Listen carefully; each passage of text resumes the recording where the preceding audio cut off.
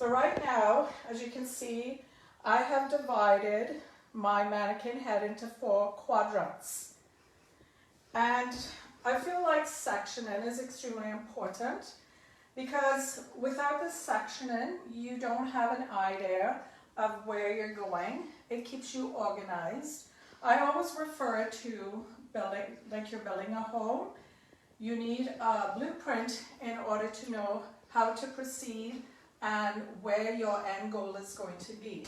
This is why I section.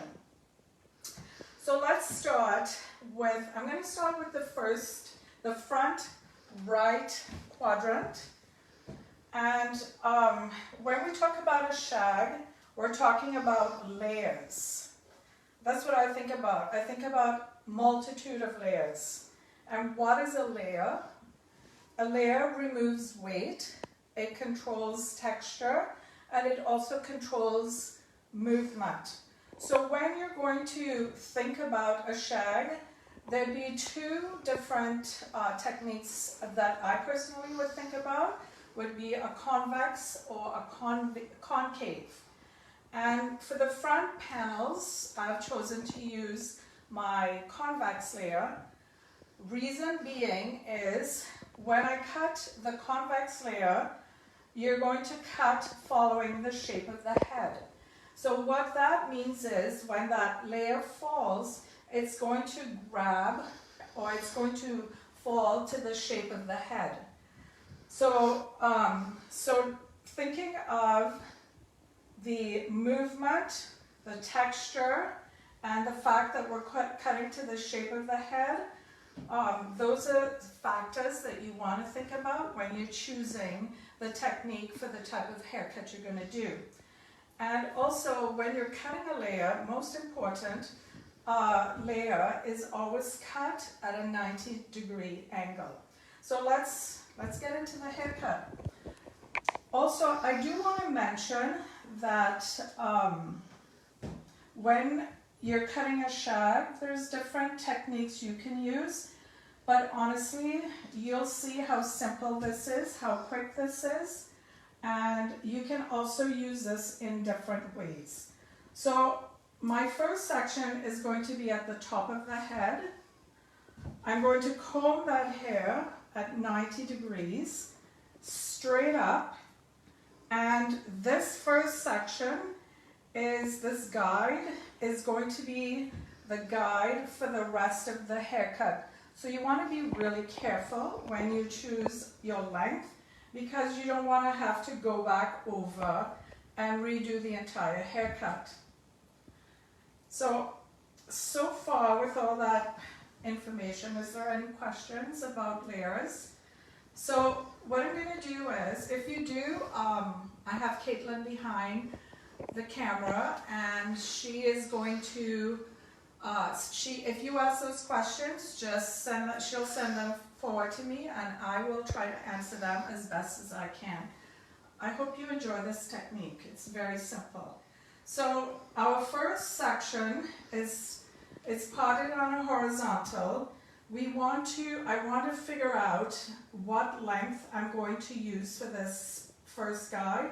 So what I do is I use the tips of my finger, I use my facial features to decide where I want that, that first section to be. So what I'm going to try to do is keep the hair as tight as I can, my fingers pointing down, and I'm going to then measure as much as I can. So I'm going to do just below the nose. That's where I am going to do my first section.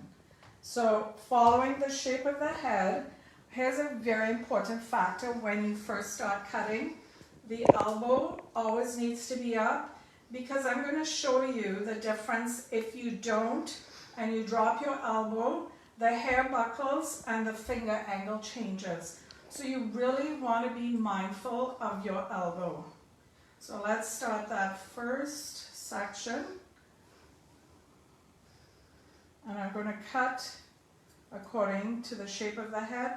My fingers are small, so I have to go in double panels because I don't have those long, lovely fingers. So here is my first section. What I normally do is I look in the mirror, so when I'm doing my sectioning, and then I'm going to take another horizontal parting, but I'm just going to show you this quickly because it helps me stay on track. So I'm going to comb the hair onto my guide. I'm going to look for my guide, and then I'm going to look in the mirror to see if my section is straight out. And if it is, then I proceed to cut. It's a good way of seeing exactly if that section is straight out and if you're on track. So you're not buckling, you're not over directing. So you're not over directing the wrong way, because we are over directing, and we're over directing everything up to this stationary guide. So I'm going to turn this again, sorry. So the objective is that this first guide is stationary, and we're bringing everything up, combing it all up, because the whole concept of a shag really is short to long. So this is a really simple way of achieving that short to long. And when I'm combing to attain my guide, I comb towards me using the wider side. You see there's a little gap? That helps me divide the hair evenly. And then I stand. The reason I'm standing on this side is because I want to cut from the outside in, following the shape of the head. Body position and elbow position and hand position is very important, because if I decided to stand on this side, I'm going to have to cut the hair this way, and it makes it really awkward, and I'm not getting that nice shape that I'm looking for. So when you're cutting, be very mindful of body position and hand position. So here I am, combing right up to that guide, combing that hair straight up, 90 degrees, cutting right to the end. I mean, if you have long fingers, lucky you. I just don't. Are there any questions on this so far? Now this technique I also use if I'm going to do layered face frame and layers. This technique works amazing with that. That's why I like this. I wanted to show you this technique, because this technique is versatile in the sense of you can cut it at this length, you can cut it at this length, or you can cut it longer, and you will get all those beautiful layers. Simple but effective. So now that I've finished my first quadrant, let's see what that looks like.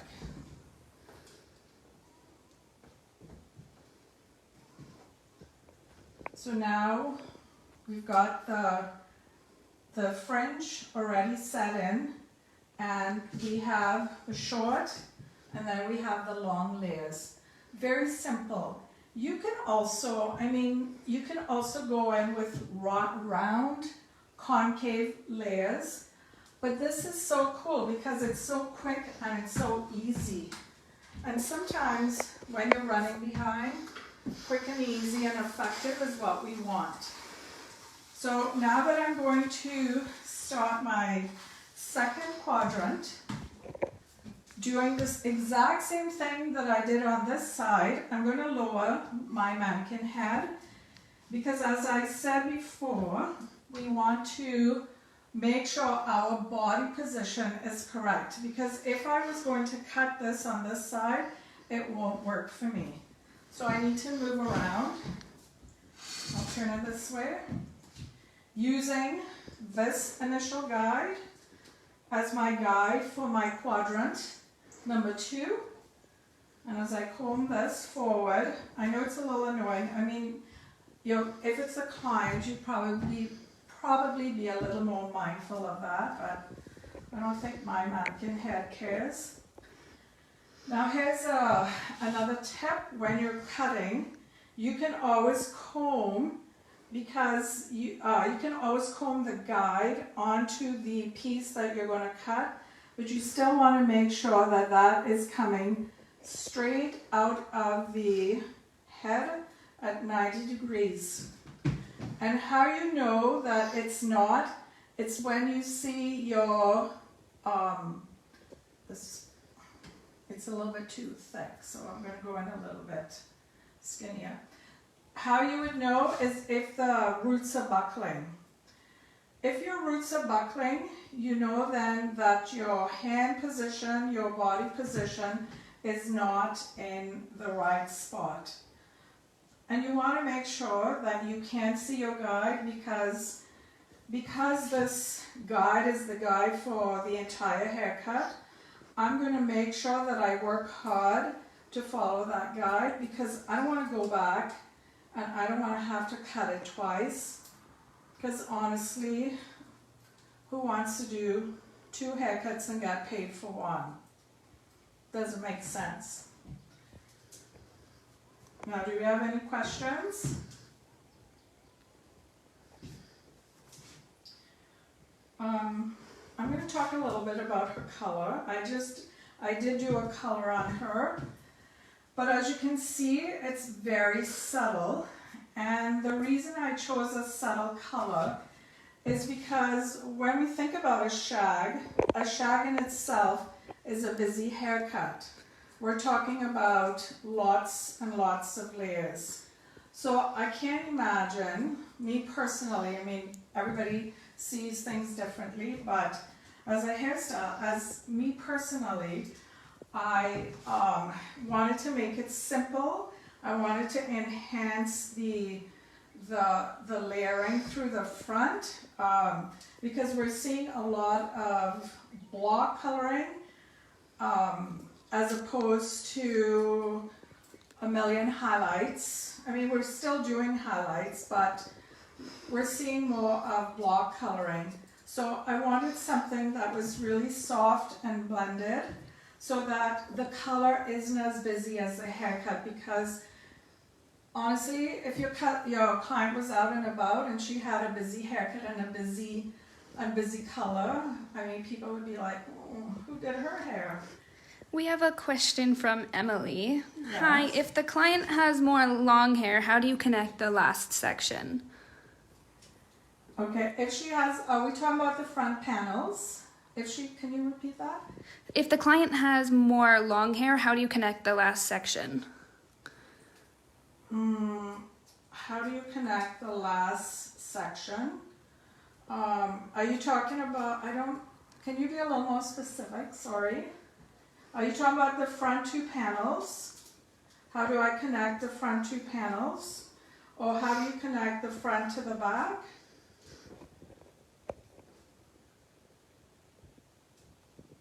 Sorry, I'm Emily.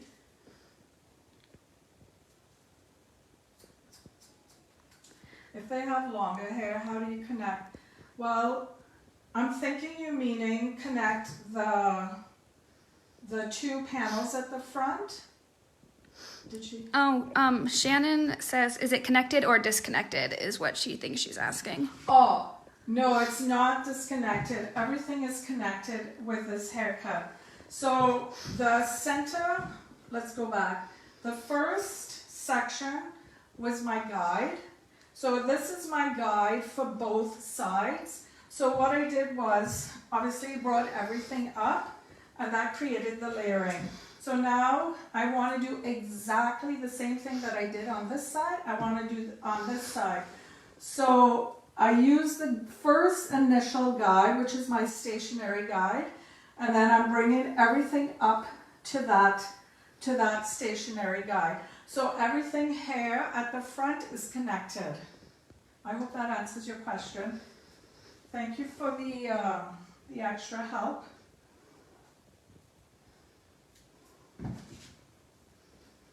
So thank you for the question. That was a good question, by the way. So what I'm doing is everything, this entire haircut is connected. There's no disconnection with my shag, because the reason being with my shag, it all has to flow from front to back, because you're looking at that haircut that has all that texture, all that movement, and it's just it's a haircut that's just filled with beautiful layers and movement. And Emily says, yes, you did answer a question. Thanks, Emily. I'm glad that I did. That was a good question, though, Emily. Thank you. Okay, so now that the two front panels are finished, very layered, very cool. So you can also, as I said, you can also use this as a long layered haircut, and it works beautifully, and you see how you get all the movement through the front. What I do, once I'm finished the front panel, I do go to the back. But at the end of my haircut, what I will do is, sometimes if I think this is way too long, I will go back in, I will section where the comb jumps off the head. I would section that as my fringe. Then I will go in and I will either cut curtain bangs, or you can, as I love going on Google and looking at different cuts and fringes.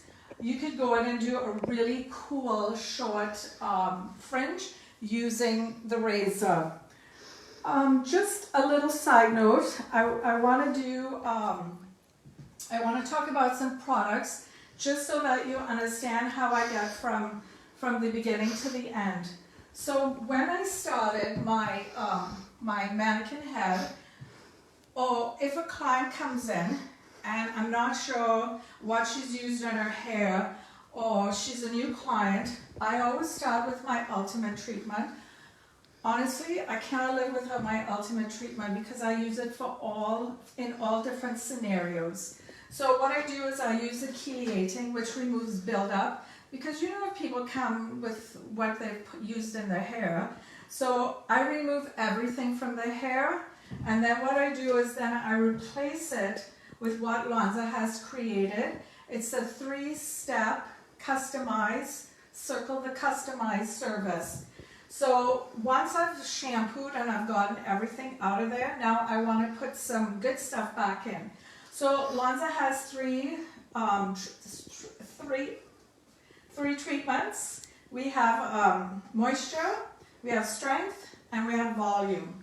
So because my client's hair was so healthy, my Miss Mannequin, I didn't need to add much moisture or much strength, but I wanted volume because I know at the end of this I'm going to blow dry it. So I used 2 pumps of the volume, 1 of the other 2. Then I put my liquid gold, which is our keratin healing oil, and this dries the hair up to 75% faster, and it also has heat protection. And this, my friends, is amazing. If I spray it on the ends of the hair, if I have somebody that comes in with really a little bit dry, because it adds moisture, hydration, and sometimes I would use trauma treatment if it's a little bit over that dryness. And then I have my water bottle because I talk too much. There. Okay, now let's go into the second half of this haircut. Now this is very simple, the back. So what I'm going to do, this is going to be your guide, and then we're going to pivot from here and we're going to cut 1, 2, 3, 4, 5. So let's get into that. So quickly, I'm going to do some of the panels so that you can see how this is done. So now I'm going to use concave layers, reason being it removes the most weight. And as we all know, most of our clients have a lot of hair at the back. So let's cut, I'm just going to do a few sections and then I'm going to finish it off on Instagram for you to see exactly how I finish this. I don't know if any of you have seen Mark Dolan's finishing Facebook Live. He did a segment on blow drying hair. Well, that's how I'm going to finish this. I'm going to finish this look with exactly how, how Mark Dolan did his finish. I'm going to be using Zero Weight Gel, and Zero Weight Gel is from the volume line. It has bamboo in it, and I'm from the Caribbean, so I'm telling you, anything with bamboo in it makes it pretty rigid. So you're going to get that volume in that product. And especially with the shag, you're seeing, as Mark Dolan commented, you're seeing a lot more voluminous hair now. So he gives a good tutorial on how to achieve a really cool finish. Can you see? So now I'm going in, standing position, my elbows up, because I want that really cool angle. Because if my hand is down, what's going to happen is I'm not going to get that really nice concave layer. So I'm going to lift it all the way up, cut that off. I want to do this side because I'm going to show you, because I told you it wasn't disconnected, and it's not. Because when I come to the side, because we worked in two different panels, and we used two different types of layering, one convex, one concave, there's going to be a little bit of a discrepancy between the both. So what you once you're finished the back panel, what I do is I go in, I'm going to make sure that that's completely finished.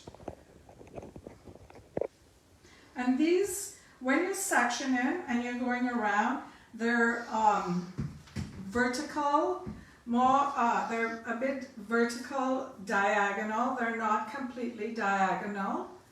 So make sure that you're not doing too much of a diagonal, because you still want to keep some of that weight in there. So we're lifting up, cutting that off. And then what I do is, to join the two panels, I go in horizontally, I lift the hair up, so I'm taking from the front and at the back. And then see where there's that little bit of discrepancy? That's where I join the two panels together. You guys, honestly, you could do this haircut in 20 minutes. It's not that difficult. It's such a nice, easy haircut. So we're going down.